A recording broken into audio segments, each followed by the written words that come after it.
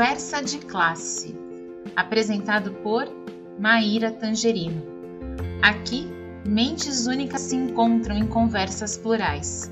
Sintonize-se para mergulhar em uma jornada única de aprendizado e descoberta. Olá, pessoal! Boas-vindas a mais um episódio do Conversa de Classe. E hoje, gente, eu tenho uma convidada muito especial, uma amiga querida, né? Uma pessoa que mora no meu coração. E não é só porque ela é amiga, não. Veja só, ela é doutoranda, né, em História pela Universidade Federal de Pernambuco. Ela também é mestre em História e tem aí especialização em Gestão Educacional. Ela tem uma experiência gigante em robótica e também em tecnologias educacionais. A professora Roberta Duarte, que trabalha com formação de professores, que trabalha com desenvolvimento de materiais didáticos, e ela vai falar para a gente de um tema que está super em alta e com certeza tem muita gente aqui no canal que quer saber. A gente vai conversar um pouquinho sobre letramento digital na escola. E ela já sabe aqui que a gente começando, então já vou mandar aqui a primeira pergunta para ela. Professora Roberta, com a sua experiência em tecnologias educacionais, como é que você define para a gente o conceito de letramento digital e qual que é a importância do letramento digital na formação dos alunos do contexto atual? Professora Roberta Duarte, minha querida Roberta, boas-vindas ao Conversa de Classe. Obrigada. Primeiramente, eu gostaria já de começar agradecendo o convite e dizer que é uma honra estar sendo entrevistada aqui por você, Maíra. Uma pessoa que, como eu falei, uma amiga, né, que a profissão, que a educação me trouxe, mas, acima de tudo, uma profissional e uma pessoa que eu admiro, assim, muito. Então, dizer que eu estou bastante feliz com o convite e, principalmente, porque eu já venho acompanhando aí algumas entrevistas, né, de alguns colegas e amigos que aqui estiveram. E é muito importante e é muito legal estar num espaço que dialoga sobre diversos assuntos sobre educação, que vai trazer temas interessantes e que vai dar esse espaço, né, para que os professores e profissionais que trabalham com educação possam estar falando sobre diversas temáticas. Então, primeiramente, eu gostaria de expressar aí essa minha alegria e honra, né, de estar aqui junto com você no dia de hoje para falar desse tema que é bem importante para a educação de maneira geral, e que já vem aí permeando, né, meu imaginário, né, as minhas reflexões, os meus estudos, há mais ou menos 10 anos, que é quando eu começo a trabalhar nessa área de robótica educacional e educação tecnológica. Então, falar para mim sobre letramento digital, sobre o mundo da tecnologia e da educação, sem sombra de dúvida, sim, é uma das coisas que eu mais gosto de falar. Inclusive, é tema da minha atual pesquisa agora de doutorado, né, que eu estou desenvolvendo na área de ensino de história e tecnologias educacionais. Mas vamos embora aí para responder sua pergunta, né? Para a gente começar a falar um pouco sobre esse conceito de letramento digital, eu gosto de a gente começar entendendo um pouco sobre essa palavra, o que significa essa palavra letramento, né? Como a gente sabe, essa palavra letramento, ela está muito ligada ali no contexto, e ela é muito utilizada no contexto da linguística, da pedagogia, sobretudo quando a gente fala de alfabetização. Então, quando a gente fala que um aluno está alfabetizado, teoricamente, é quando ele sabe codificar e decodificar a sua língua materna. E esse aluno vai ser um aluno letrado quando ele vai ter ali habilidades, né? Ele vai saber ler e escrever de acordo com o contexto das práticas sociais que envolvem ali a leitura e escrita. Ou seja, é quando ele vai conseguir, através da leitura e escrita, interpretar o mundo ao seu redor, né? E olha o poder dessa palavra letramento. A partir do momento que o indivíduo ele é letrado, ele não só vai saber ler e escrever, ele vai saber ler o mundo ao seu redor. Ou seja, é uma palavra que traz automaticamente esse sentido de empoderamento para esse indivíduo, né? Empoderamento para que ele possa fazer essa leitura de mundo de acordo com o seu repertório, né? E a partir do momento que ele vai lendo o mundo, ele vai adquirindo mais repertório. Então, eu acho essa palavra linda, né? E eu acho que ela é um pontapé inicial para a gente começar a trazer esse conceito aí de letramento digital, que nada mais é, né, seguindo essa linha de reflexão, um conjunto de habilidades individuais e sociais que esse indivíduo ali vai adquirir para ele interpretar esse mundo digital, né? É a maneira como ele vai saber ali ler e escrever no meio digital, obviamente de maneira mais simples, né? Mas essa leitura não é uma leitura apenas de codificação e decodificar as informações que estão ali no meio no mundo digital. Isso envolve, na verdade, uma leitura crítica e reflexiva de todo esse mundo digital e do que ele nos proporciona, né, através das informações que chegam.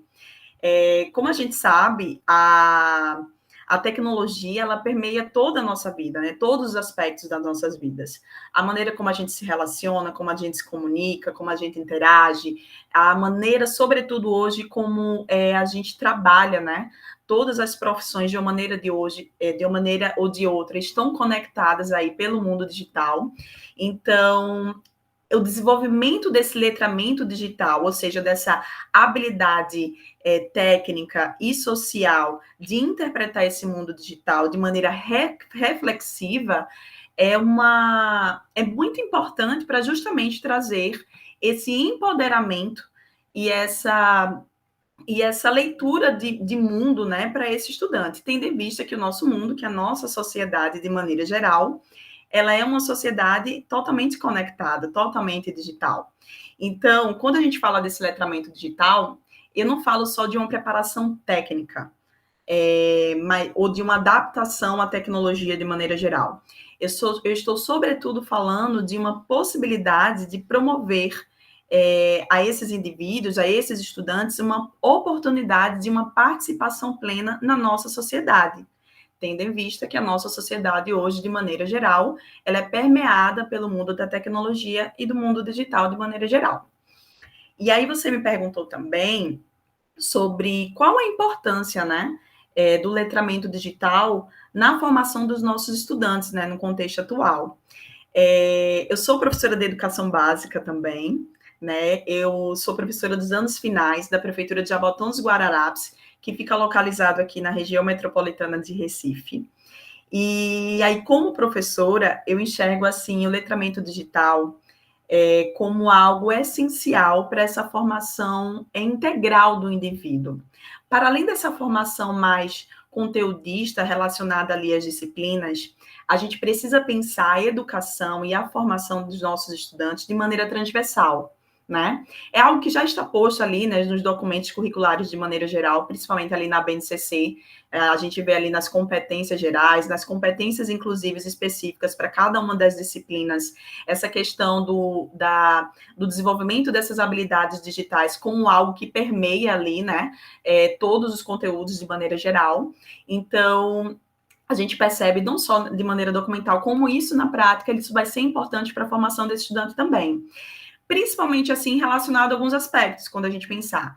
Aspectos externos que a gente pode relacionar com relação à formação, à preparação desse indivíduo, desse estudante para o mundo profissional, né? A partir do momento que a gente sabe que, independente da profissão que ele for escolher, independente da sua dedicação profissional, aonde ele vai estar direcionando, né, o seu olhar profissional, a gente sabe que ele vai ter que lidar com essa leitura, né, com esse mundo digital de maneira geral. Então, a gente precisa preparar o nosso estudante para esse mundo digitalmente conectado, para que, independente da profissão que ele escolha, ele tenha autonomia e empoderamento para atuar lá, de maneira reflexiva e crítica, que é um dos objetivos principais aí do letramento digital.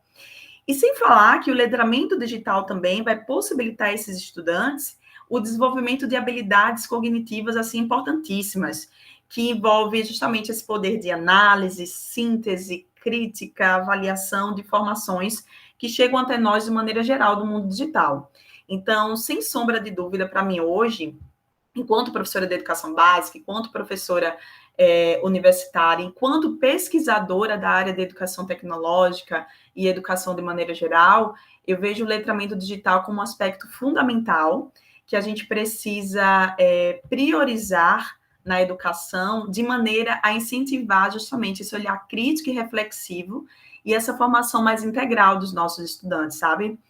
Então, para mim, assim, é algo que realmente eu venho pensado muito refletido muito e, sobretudo, não só refletido de maneira teórica, mas, sobretudo, de maneira prática, em sala de aula, de como é que eu posso aliar, no meu caso, a disciplina de História, né, com esse desenvolvimento desse letramento digital. Então, é algo que tem feito aí, tem permeado minha atuação de maneira geral. E Rô, é muito legal você trazer, né, essa dimensão tão profunda do letramento, porque às vezes eu acho que os professores, as professoras ouvem muito esse tema, a gente tem um público aqui de docentes que nos acompanham, mas também um público de graduandos, né, e acho que uma coisa interessante para dizer para esse pessoal é que tá tudo bem, gente, se a gente não for letrado digitalmente de cara, né, porque além de ser um conceito novo, é algo que a gente vai fazendo por camadas, porque tem uma profundidade aí para a gente conseguir chegar nesse aspecto do letramento, assim como a criança, né? Não é porque ela entrou na escola que ela começa a ler, né? A gente precisa criar um ambiente para que isso aconteça. E aí, pensando nisso, né, e considerando também que você atua muito na formação de professores, quais são para você os maiores desafios que os educadores enfrentam a incorporar o letramento digital nas suas práticas pedagógicas e como que você acha aí que a gente pode superar esses desafios? Simbora, essa pergunta aí é bem importante. A tua fala também acho que foi bastante importante, porque se a gente pensar essa parte do letramento em si, é um aprendizado contínuo que vai acontecer ao longo da nossa vida, sabe? Como você mesmo falou, você pontuou, assim, foi muito certeira nesse ponto, porque porque a tecnologia, ela é muito móvel, né? Cada dia mais a gente tem lidado com novas ferramentas, com novos aplicativos, com novas linguagens, né? Então, diariamente, a gente é convidado a estar mergulhando nesse mundo e estar ampliando o nosso olhar, nossa leitura sobre esse mundo digital, né? Então, realmente, não é algo que fica restrito ali, que vai acontecer de uma hora para outra. Então, assim, aos professores que aqui estão nos assistindo, aos professores em formação, aos que já estão formados, a gente ter essa calma e a gente ter essa serenidade de que é algo que realmente é um processo contínuo. E que a gente vai dar o pontapé, obviamente, com os nossos estudantes de maneira inicial ali na educação básica, mas é algo que vai acompanhar eles ao longo da vida deles, né? E aí, assim, vamos lá. São muitos desafios quando a gente fala, assim, sobre essa parte de como é que a gente vai levar esse letramento digital para a sala de aula, né? Eu tive a oportunidade, como eu falei, eu atuo na educação universitária, né, na Federal de Pernambuco, então eu trabalho com formação de professores, e também já venho trabalhando aí há mais de 10 anos com formação de professores na área de robótica educacional e educação tecnológica, e já pude estar presente em várias salas de aulas, em diversos estados do Brasil inteiro, sabe? Em vários segmentos, da educação infantil ao ensino médio, né? E nessa convivência diária ao longo desses anos com esses professores, e também sendo professora, o que eu pude observar? Existem vários desafios, principalmente desafios ligados dessa questão da formação e empoderamento desses profissionais com relação a essa intimidade com a tecnologia, que é o primeiro passo para o letramento digital. A gente precisa ter essa intimidade com a tecnologia, a gente precisa perder o medo, a gente precisa estar disposto a aprender. E um segundo passo que seria desenvolver esse letramento digital, que precisa ser desenvolvido primeiramente em nós, professores. Então, para que eu possa trabalhar o letramento digital com os meus estudantes, eu preciso primeiramente desenvolver essas habilidades em mim, para que eu possa, assim, estar empoderada disso, né? Ou estar nesse processo de letramento e, ao mesmo tempo, trabalhando isso com os meus estudantes, né? E aí eu vou trazer um dado aqui bem interessante, que em 2022, o movimento Todos pela Educação, eles fizeram uma pesquisa, eles entrevistaram aproximadamente ali 4 mil professores no Brasil inteiro. E essa pesquisa, tiveram várias perguntas, assim, com relação a vários aspectos da educação, mas um dos pontos, assim, dessa entrevista que me chama a atenção é que dos 4 mil professores entrevistados, 62% desses professores relataram que não se sentiam preparados para trabalhar com tecnologia e letramento digital com seus estudantes em sala de aula. Olha como esse é um número significativo. Então, com certeza, você já esteve nessa posição, ou está, ou conhece algum professor, algum companheiro, algum amigo seu que está nessa posição também. Então, quando a gente vai pensar assim, os desafios estão postos, mas quais soluções a gente pode pensar para mudar essa realidade e fazer com que esses professores cada vez mais vão perdendo esse medo, vão adquirindo essa segurança e esse empoderamento com essas ferramentas tecnológicas para que eles possam trabalhar isso em sala de aula. E aí, obviamente, eu penso em alguns aspectos, né? O primeiro aspecto é ligado a essa questão da formação, tanto a formação inicial e formação continuada. A gente sabe, assim, que a formação inicial, a gente não vê esse aspecto da tecnologia, da educação tecnológica sendo trabalhada ali na formação inicial, na maioria das licenciaturas de maneira geral. E quando eu falo trabalhada, eu não falo assim uma disciplina específica, assim, educação tecnológica, geografia, história, matemática, não. A gente precisa entender que a tecnologia ela precisa ser trabalhada de maneira transversal, independente da disciplina, para que isso aconteça de modo mais natural, que esse estudante vá adquirindo ali certas habilidades com relação a esse mundo digital ao longo das disciplinas que ele vai cursando ali durante sua graduação, né? Então, a gente já percebe uma falha nesse sentido, né? Essa formação inicial. E, obviamente, como a gente não tem uma formação inicial que vai nos dar essa base, a gente vai buscar isso numa formação continuada, né? E aí a gente vê como essa formação continuada ela é importante, e aí a gente vê, ou seja, esse professor ter acesso a cursos e se profissionalizar, ir atrás dessas informações, para que ele possa cada vez mais se empoderar com relação ao uso de tecnologias e, consequentemente, né, conseguir ali trabalhar esse letramento digital em sala de aula. Mas é algo que vai requerer aí um investimento ao longo da sua vida, tendo em vista aí que o mundo digital, o mundo da tecnologia, ele é volátil, né? Ele está em mudança, está em constante mudança o tempo todo. E ele vai adquirir essa importância da gente realmente estar mudando, né? E sem falar, obviamente, como professora de educação básica de escola pública, quando a gente vai falar em tecnologia e letramento digital, a gente precisa olhar para as nossas escolas, e eu não posso ignorar isso, em termos de infraestrutura, né? A gente precisa, de uma maneira ou de outra, possibilitar que esse professor, que essa instituição de ensino, tenha infraestrutura mínima para que esses profissionais e esses estudantes tenham acesso ali a recursos que vai propiciar esse ambiente de aprendizagem digitalmente ali conectado. Então, sem isso, a gente não consegue falar, né, em letramento digital numa escola, se a gente não tiver uma infraestrutura mínima que dê suporte para que os professores possam trabalhar dessa maneira. E não é só essa infraestrutura, esse suporte que vai vir da direção, da coordenação, essa formação continuada, esse acompanhamento desse professor, esse suporte, né, um espaço de sala de aula adequada, né, enfim, uma internet que funcione, que a gente sabe que isso é uma das grandes dificuldades, assim, no Brasil inteiro. Então, assim, a gente precisa pensar nessa questão infraestrutural como um dos pontos primordiais, para a gente pensar, assim, nessa questão não só dos desafios, mas algo que precisa realmente ser melhorado com urgência, né? E um terceiro ponto, assim, que eu poderia destacar é a gente pensar nessa questão da gente dinamizar o nosso currículo, sabe? A gente, de uma maneira ou de outra, trabalhar...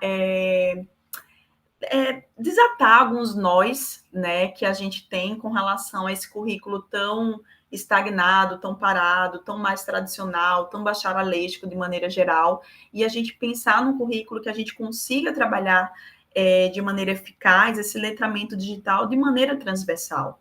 Então, assim, é, sem sombra de dúvida, um desafio muito complexo, mas eu acho que é um passo importante. A gente precisa pensar nesse currículo que seja amplo, diversificado, que possibilite a esse professor também trabalhar esse letramento digital de maneira transversal, independente da disciplina que ele vai lecionar. Enfim, eu acho que para a gente iniciar essa conversa, não posso ficar falando aqui de muitos desafios que tem, mas eu acho que esses 3 pontos são essenciais.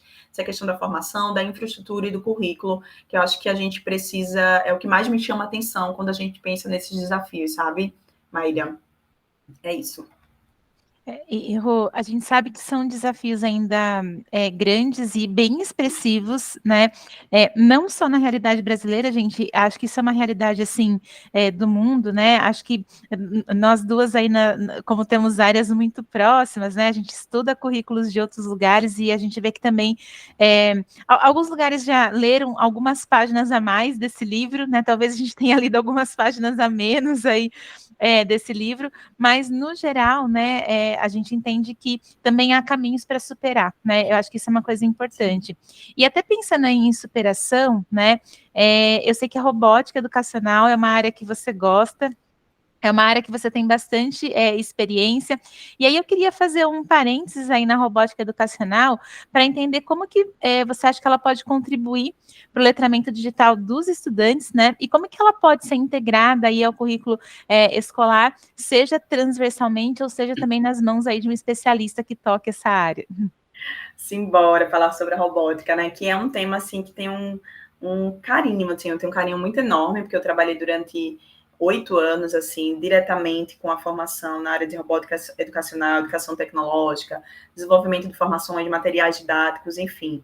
Então, é uma área que eu tenho bastante carinho, e principalmente porque foi um grande desafio para mim no início, porque eu sou da área de história, né? Eu sou da área de humanas. Então, você pensa assim, uma professora de história dando formação de robótica, trabalhando com linguagem de programação, com decodificação, codificação, programação, enfim. Então, foi um grande desafio, sobretudo para mim, quebrar esses estereótipos ligados muitas vezes que a gente tem a certos tipos de profissões e adentrar nesse mundo no sentido de, eu estando aqui, eu consigo ampliar meu olhar sobre a educação, que foi justamente o olhar que eu adquiri ao longo desses anos que eu trabalhei com a robótica, né?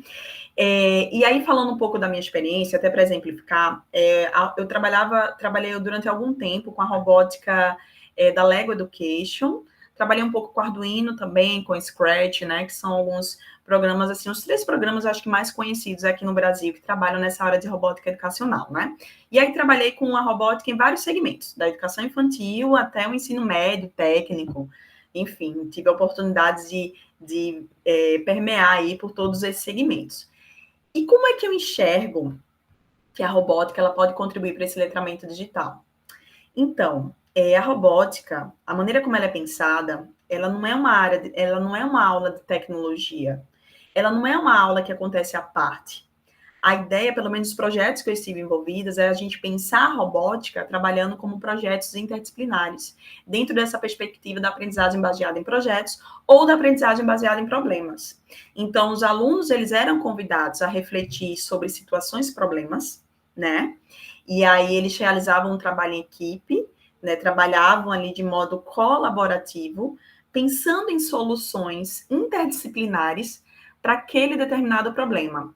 Então, ele era convidado a pensar, por exemplo, uma situação, um problema que envolvia o meio ambiente, mas que envolvia um contexto cultural, histórico, geográfico daquela região, e ele era convidado a pensar numa solução para aquele problema através da tecnologia, ou seja, através da construção de um protótipo, de um robô, que desse possibilidade a ele de resolver aquela situação. Então, imagina um ambiente criativo que é construído em sala de aula quando a gente coloca os estudantes a realizar uma atividade mão na massa, e que vai estar exigindo dele esse trabalho colaborativo, esse pensamento crítico, pensar em soluções, mas, sobretudo, ele vai estar sendo estimulado ali a pensar criativamente, né? Então, eu vi muitos espaços assim, tive a oportunidade de assistir centenas de aulas de robótica aí ao longo desses anos, e a gente vê como a robótica ela pode ser uma ótima ferramenta, obviamente, né? Desde que a metodologia é bem aplicada, bem desenvolvida, aquele professor tendo a formação necessária, o suporte necessário, os alunos tendo acesso a materiais legais, uma sala que funcione, um tempo de aula que funcione também, né? E aí a gente vê como que isso ele vai ajudando esse estudante a desenvolver e pensar, desenvolver questões cognitivas e até relacionais importantes ligadas ali a não só a área do letramento digital, mas como a outros letramentos em específicos, né? Nas aulas de robótica, elas eram trabalhadas através de projetos interdisciplinares, então a gente conseguia trabalhar conteúdos da área de humanas, conteúdos da área de ciências, esse pensamento do raciocínio lógico, matemático, atrelado ao pensamento computacional, a esse mundo da codificação, da decodificação.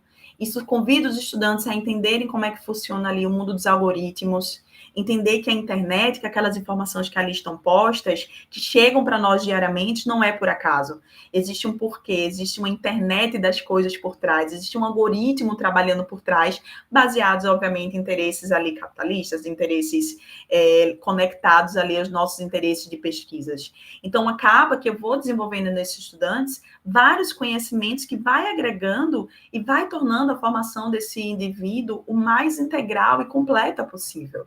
A partir do momento que eu estou dando a possibilidade dele de pensar sobre temas de maneira criativa, colocando a mão na massa, através de um trabalho colaborativo, e pensando, assim, de maneira dinâmica, né? Contextualizando com diversos assuntos em geral. Então, assim, eu enxergo, sem sombra de dúvida, pela minha experiência, a robótica como uma dessas possibilidades, né? Da gente estar estimulando esse letramento digital em sala de aula de maneira crítica, lúdica, né? Sobretudo lúdica, em sala de aula com os estudantes. Oh, que maravilhoso, né? E que eu sempre falo que o propósito aqui do Conversa de Classe é a gente trazer exemplos reais, práticas reais e pessoas reais que estão fazendo a diferença na vida das pessoas. Então, acho que é bacana aí para quem está ouvindo a gente saber que é possível com esse exemplo que você trouxe, né? E acho que para a gente finalizar, tem uma questão que é importante, que a gente fala da inclusão digital, né? E a gente fala o quanto que a inclusão ela é um aspecto que é crucial para a gente garantir o acesso equitativo ao conhecimento, né? Eu queria saber como que você acha que, talvez até trazer algum exemplo que você já viveu ou que você já conheceu, como que a gente pode fazer para minimizar as diferenças aí, principalmente de origem socioeconômica, né? Para que a gente consiga fazer com que as pessoas, as crianças, adolescentes e adultos também, né, tenham acesso aí às ferramentas digitais necessárias para o letramento.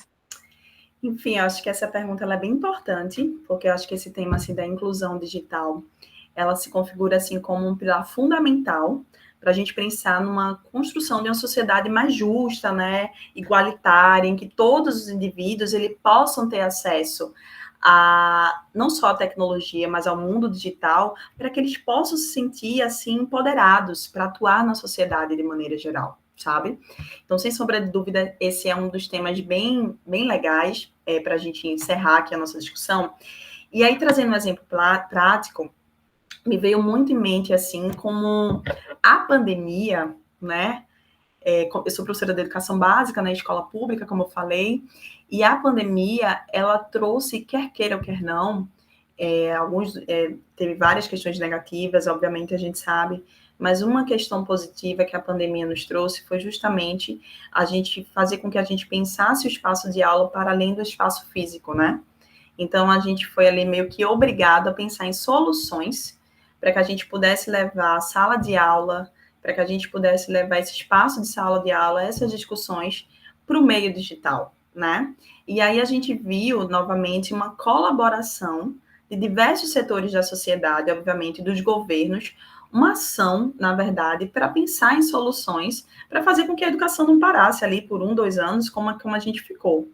E aí, na prefeitura que eu trabalho, todos os estudantes, em 2021, receberam tablets com acesso à internet.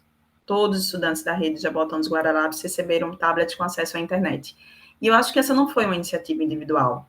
Eu acho que no Brasil, de maneira geral, pelo menos aqui no estado onde eu moro, aqui em Pernambuco, eu vi várias iniciativas em diversas prefeituras, como no próprio estado também, disponibilizando acesso à internet aos professores, aos estudantes, computadores, tablets, enfim.